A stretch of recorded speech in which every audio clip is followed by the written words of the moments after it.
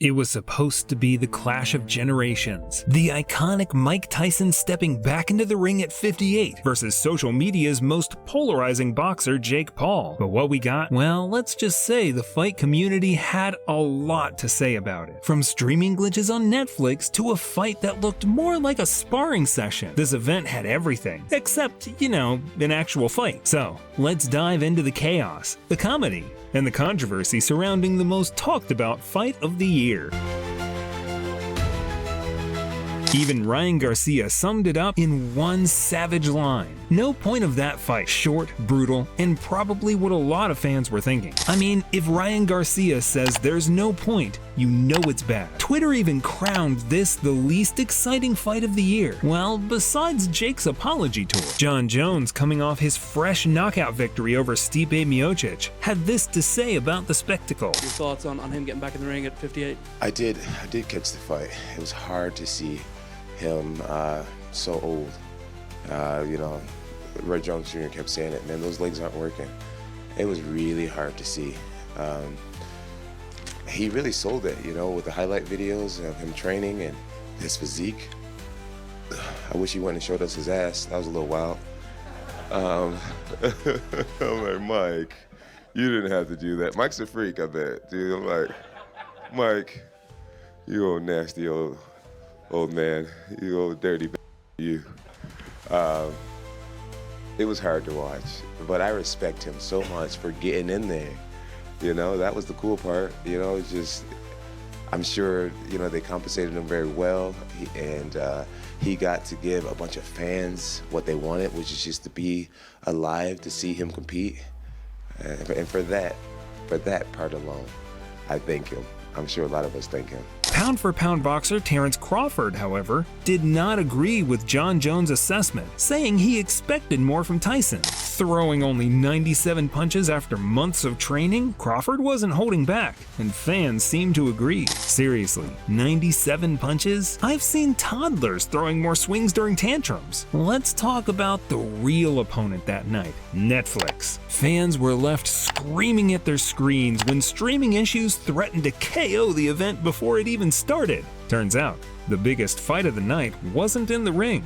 It was between fans and their internet connections. Before the fight even started, fans had to battle the real MVP of the night, Netflix's servers. With the event plagued by streaming glitches, people couldn't even get the fight to load. Social media? Oh, it was on fire. Some fans claimed the buffering was more entertaining than the actual fight. Others wondered if this was all part of Jake Paul's latest prank. Dana White, owner of the UFC, who is a close friend of Tyson's, had this to say. Mike Tyson was right, and I was wrong. When you guys know the whole story about Shark Week, and if you don't, I begged him not to do the Roy Jones fight. You're too old. I love you. I don't want to see you take any more punishment. So I set him up on Shark Week. He got paid good money, and he's like, you fucking. So he almost flipped out the last day and was ready to kill everybody on the boat because he had to jump in with all these sharks again in the middle of Florida. And he's like, this fucking asshole says that he cares about me and everything else. I've been fighting since I was 12. And he throws me in the fucking ocean with a bunch of sharks. He was right about that too.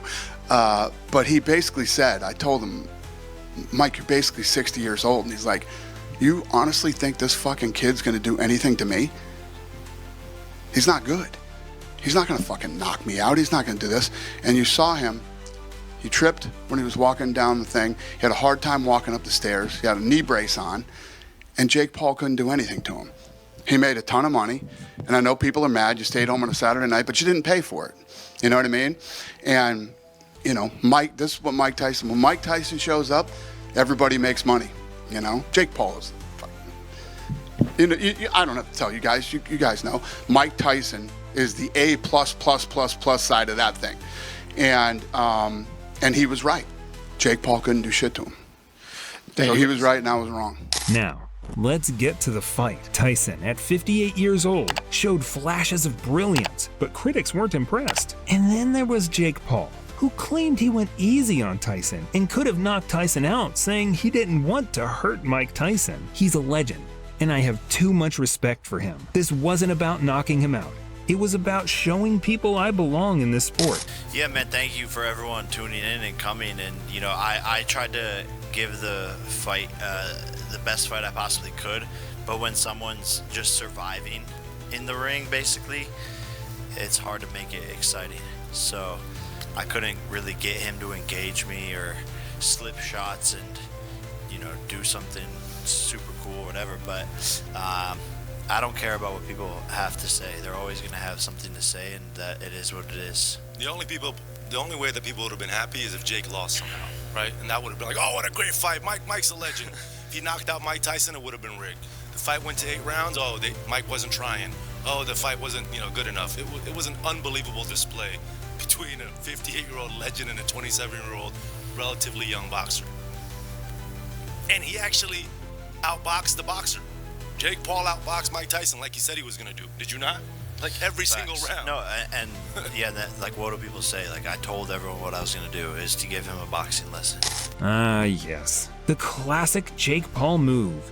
Turning every critique into a motivational speech. But fans weren't exactly buying it. Oh, you went easy, Jake? Sure, because Tyson definitely needed your mercy while rocking a knee brace. But the most brutal critique came from another legend, Roy Jones Jr. He didn't just critique the fight, he went all in, saying Jake Paul should be banned from boxing altogether. This isn't boxing, this is a joke. Jake Paul has no place in the sport, and putting him in the ring with someone like Tyson was pure disrespect. Banned from boxing? Roy wasn't pulling punches, and it's clear he's not alone in his opinion. Whether you loved it or hated it, this fight will go down as one of the most divisive moments in modern boxing. Some called it a joke, others called it genius, but one thing's for sure, it had the world talking.